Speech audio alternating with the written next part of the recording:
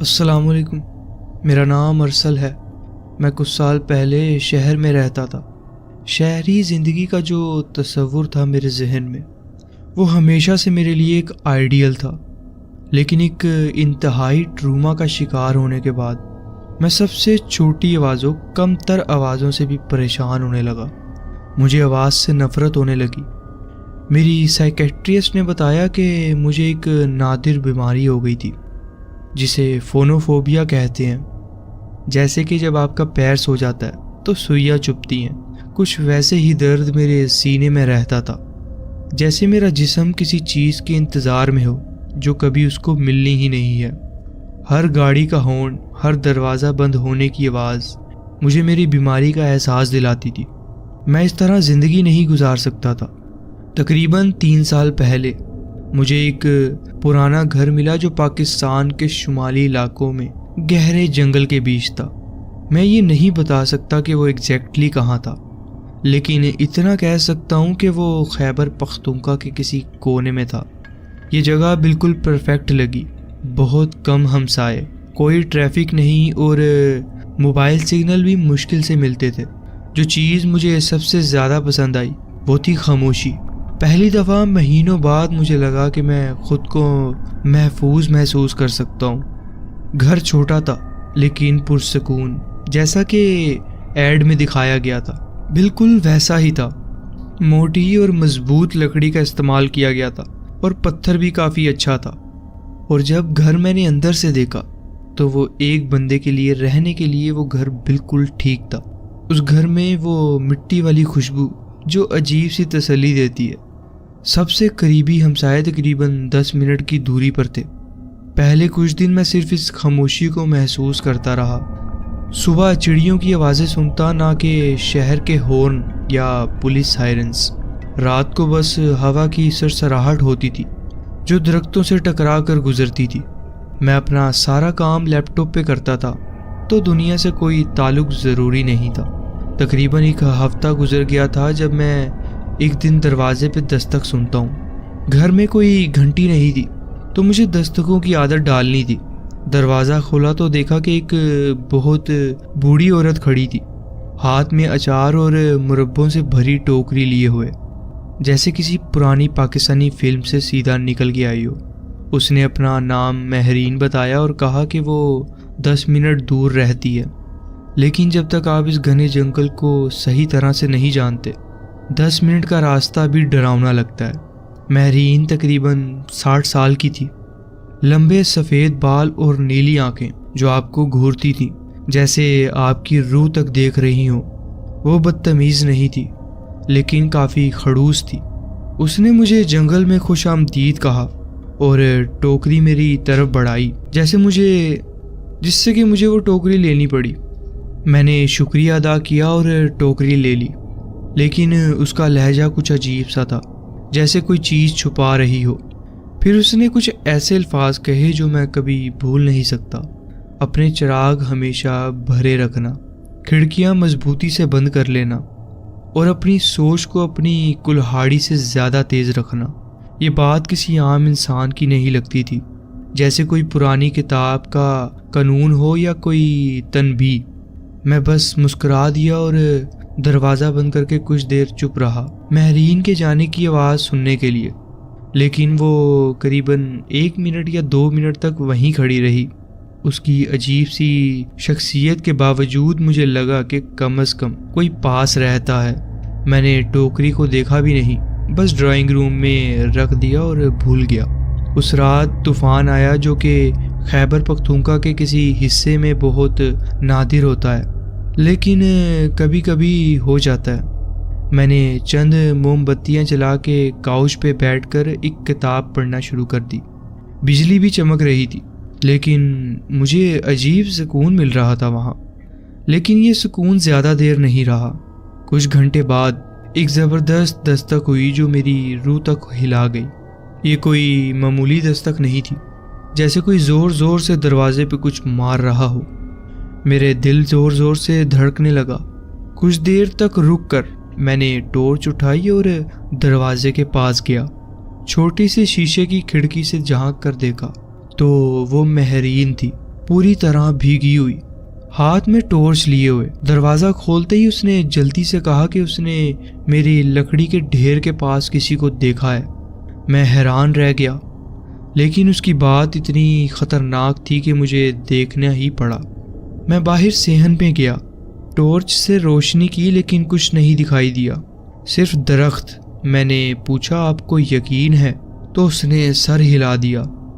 اس کی آنکھیں بار بار جنگل کی طرف دیکھ رہی تھی، جیسے وہاں سے کوئی نکل کے آئے گا ابھی۔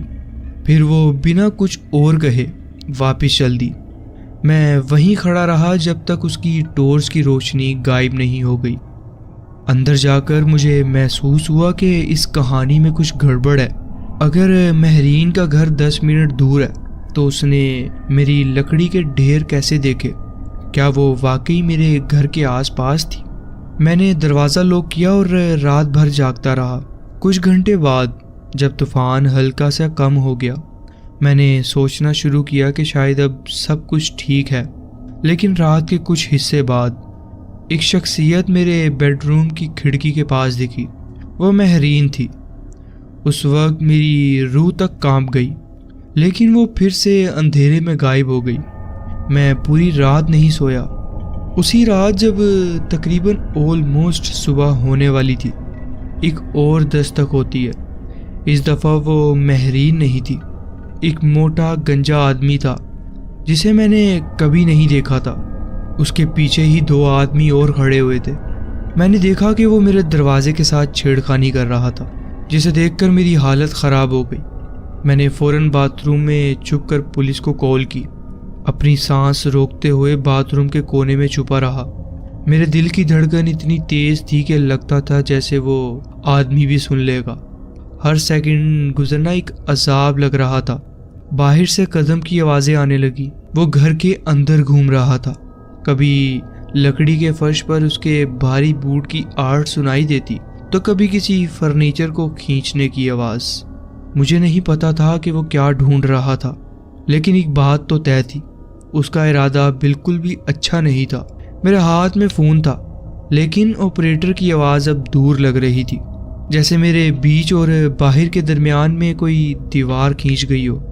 پھر اچانک وہ آدمی باتھ روم کے دروازے کے سامنے رک گیا۔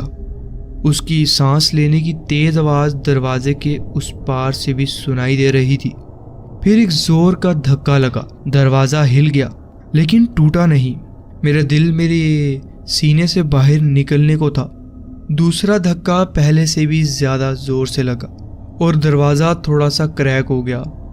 مجھے لگا جیسے اب تیسرے دھکے میں دروازہ ٹوٹ جائے گا، لیکن پھر ایک اور آواز سنائی دی، پولیس کی سائرن کی آواز۔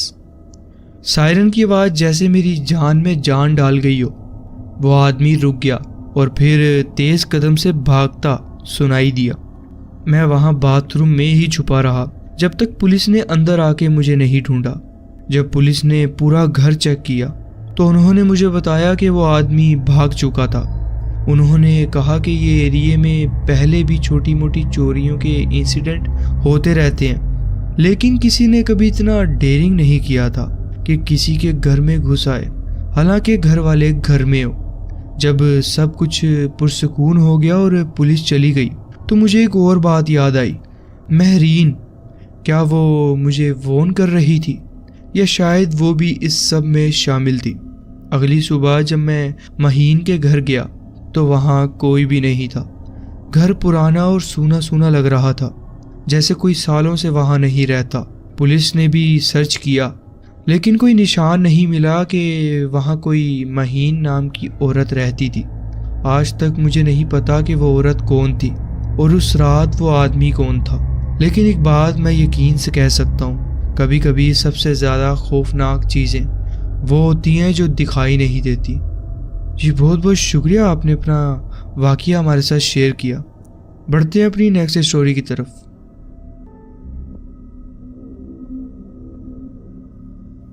السلام علیکم، میرا نام عمران ہے۔ یہ کچھ مہینے پہلے کی بات ہے۔ میں کچھ سالوں سے رائڈ شیئرنگ ایپ کا ڈرائیور ہوں اور اکثر رات کے وقت کام کرتا ہوں۔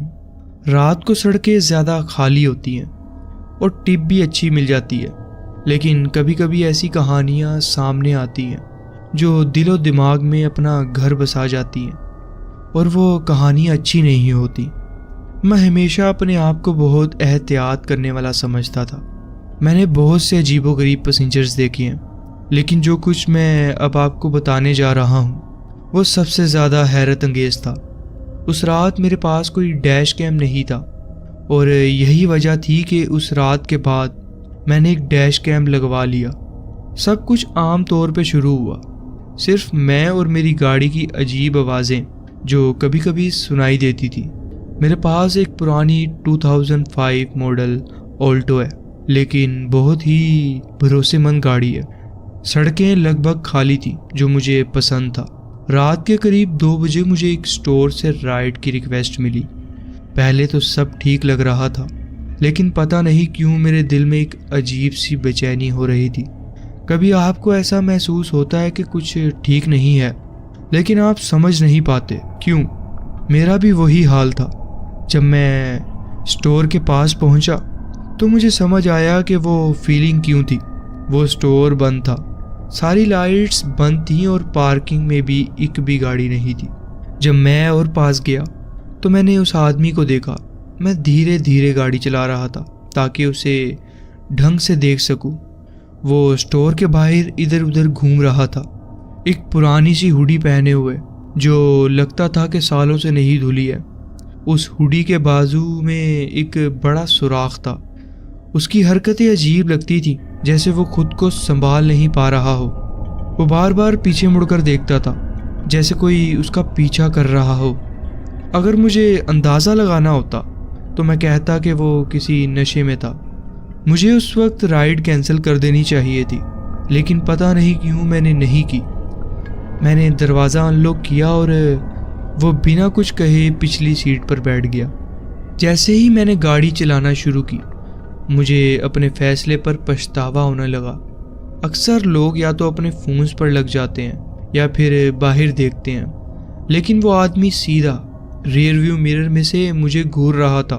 نہ تو وہ پلک جھپک رہا تھا، نہ ہی اپنی نظر ہٹاتا تھا۔ میں کوشش کر رہا تھا کہ اس کی طرف نہ دیکھوں، لیکن کبھی کبھی میری نظر اس کی آنکھوں سے ٹکرا جاتی تھی۔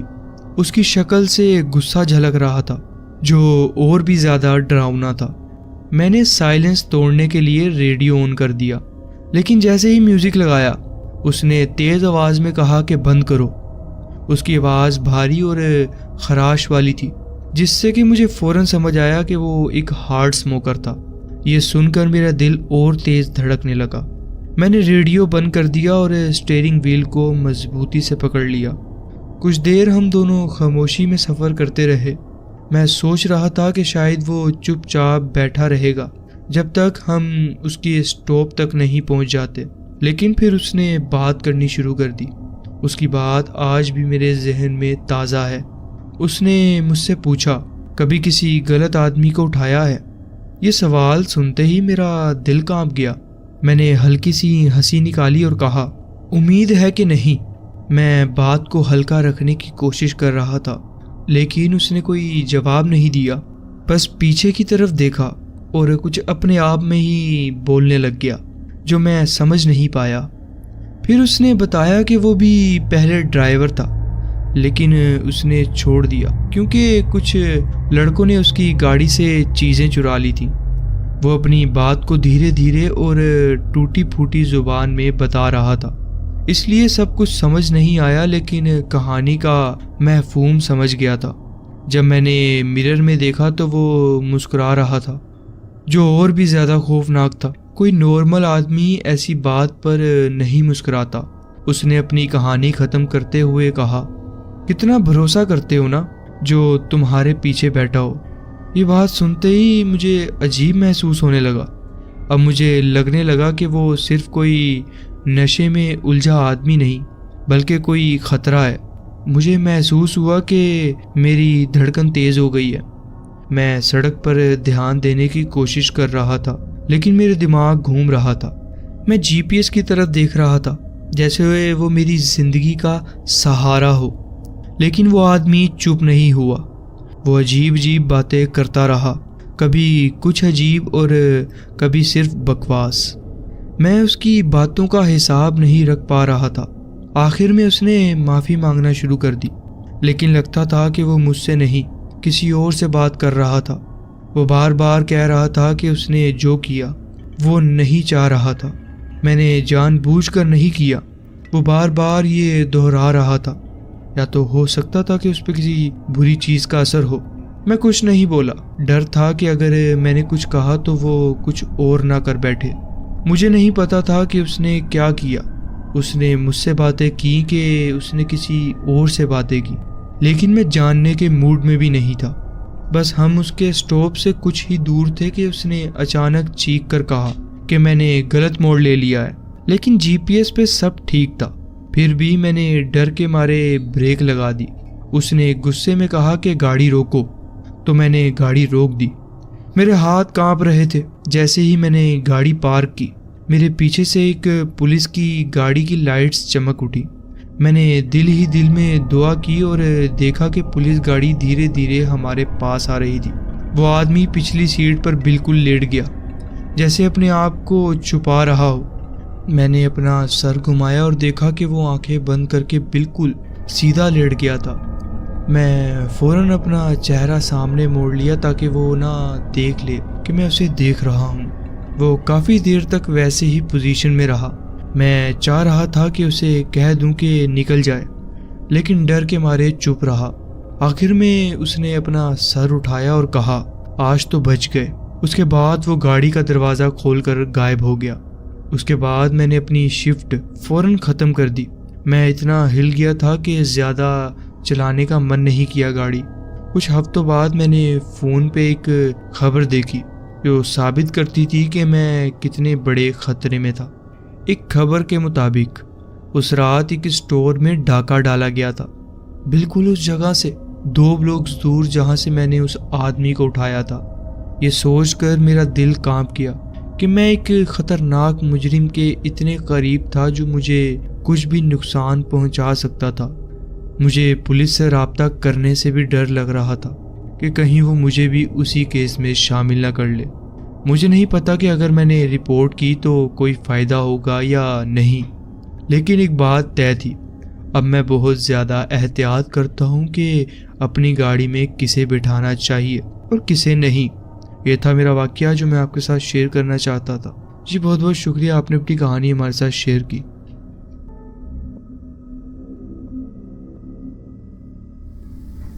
السلام علیکم۔ میں پہلے کام کے سلسلے میں اکثر سفر کرتا تھا۔ تعمیراتی کام کے لیے ہمیشہ راستے میں رہتا، ایک جگہ سے دوسری جگہ۔ لیکن ایک سفر ایسا تھا جو آج تک میرا پیچھا نہیں چھوڑتا۔ میرا استاد گاڑی چلا رہا تھا اور میں اس کے ساتھ سامنے والی سیٹ پر بیٹھا ہوا تھا۔ دونوں تھکے ہوئے تھے، لیکن گھر پہنچنے کے لیے بے چین بھی تھے۔ ہم کشمیر سے راولپنڈی واپس جا رہے تھے۔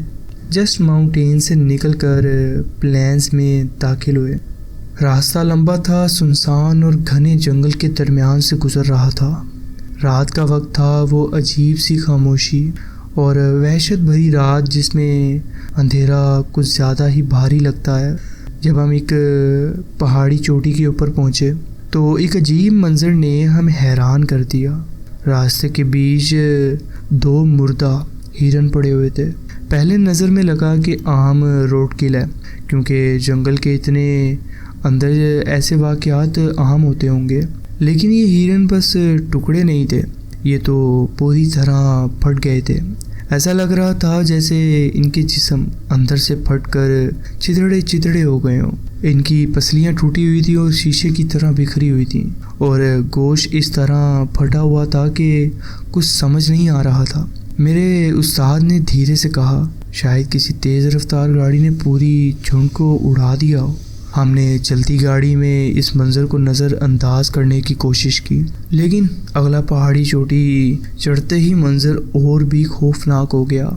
اب کہ صرف 2 نہیں بلکہ 10 نہیں، 20 نہیں، کافی زیادہ کتے اس راستے پر بکھرے ہوئے تھے، مردہ حالت میں۔ ہر طرف ان کے گوشت کے ٹکڑے پھیلے ہوئے تھے، کچھ تو ٹکڑوں میں تھے اور کچھ تو پہچاننے لائق بھی نہیں تھے۔ منظر کسی نائٹ میئر سے کم نہیں تھا۔ ہاتھ پیر الٹے سیدھے مڑ گئے تھے، جسم چیرے ہوئے تھے، اور اندر کا سب کچھ ٹھنڈی ہوا میں باہر نکلا ہوا تھا، خون اور کسی اور عجیب سی بدبو جو لوہے اور جلن جیسی تھی، ناکام۔ لیکن سب سے ڈراؤنی بات یہ تھی کہ راستے پر کسی ٹکراؤ کا نشان نہیں تھا، نہ کسی بریک کا نشان، نہ کسی تیار کا مارک۔ ایسا نہیں لگتا تھا کہ کسی ٹرک نے انہیں کچلا ہو، ایسا لگتا تھا کہ یہ جہاں کھڑے تھے وہاں پھٹ گئے ہوں، بس جیسے ان کے اندر کچھ نے انہیں اندر سے چیر دیا ہو۔ میرے استاد جو مجھ سے کئی گنا زیادہ سفر کر چکے تھے ایک دم خاموش ہو گئے۔ انہوں نے اسٹیئرنگ مضبوطی سے پکڑ لیا اور ان کی انگلیاں جو کہ سفید پڑ چکی تھیں۔ میں نے ہلکی سی گھبراہٹ میں پوچھا، استاد جی یہ کیا تھا؟ انہوں نے صرف سر ہلا دیا، آنکھیں راستے پر جمائی رکھی۔ مجھے نہیں پتا اور میں رک کر جاننا بھی نہیں چاہتا تھا۔ اس کی آواز بالکل سیدھی اور کٹری ہوئی تھی۔ ہم بس چلتے رہے، گاڑی کے ٹائر ان جانوروں کے چھوٹے چھوٹے ٹکڑوں کو کچل رہے تھے۔ ہماری مضبوط ورک ٹرک اور ٹریلر کی وجہ سے ہمیں زیادہ جھٹکا نہیں لگا، لیکن یہ سوچ کر کہ ہم کس چیز کے اوپر سے گزرتے جا رہے ہیں دل ضرور گھبرا رہا تھا۔ جتنا آگے بڑھتے گئے منظر اتنا ہی خوفناک ہوتا گیا، لیکن اچانک جیسے سب کچھ شروع ہوا تھا ویسے ہی رک بھی گیا۔ آگے کا راستہ صاف تھا جیسے کچھ ہوا ہی نہ ہو۔ میں سمجھنے کی کوشش کرتا رہا، لیکن جتنا سوچتا اتنا ہی سب کچھ بے معنی لگتا تھا۔ شاید کسی ٹرک کے کونے بہت تیز رفتار میں کسی بڑے جھنڈ سے ٹکرائے ہوں، شاید کسی قسم کا دھماکہ ہائی وے پر ہوا ہو، شاید یا پھر کچھ اور۔ آج تک مجھے نہیں پتا کہ ہم نے کیا دیکھا تھا، اور سچ کہوں تو میں شاید جاننا بھی نہیں چاہتا کہ کیا ہوا تھا۔ یہ تھا میرا ایک واقعہ جو میں آپ کے ساتھ شیئر کرنا چاہتا تھا۔ جی بہت بہت شکریہ، آپ نے اپنی کہانی ہمارے ساتھ شیئر کی۔ تو جی فرینڈز، یہ تھی آج کی سٹوریز۔ آپ کومنٹس میں ضرور بتائیں کہ آپ کو یہ سٹوریز کیسی لگیں۔ اگر آپ کو یہ سٹوریز اچھی لگی ہوں تو ویڈیو کو ضرور لائک کیجیے اور چینل کو ضرور سبسکرائب کیجیے اور بیل آئیکن کو ضرور پریس کر لیجیے تاکہ آگے آنے والی کہانیاں ویڈیوز آپ سے مس نہ ہوں۔ اپنا خیال رکھیں اور ملتے ہیں نیکسٹ ویڈیو میں۔ اللہ حافظ۔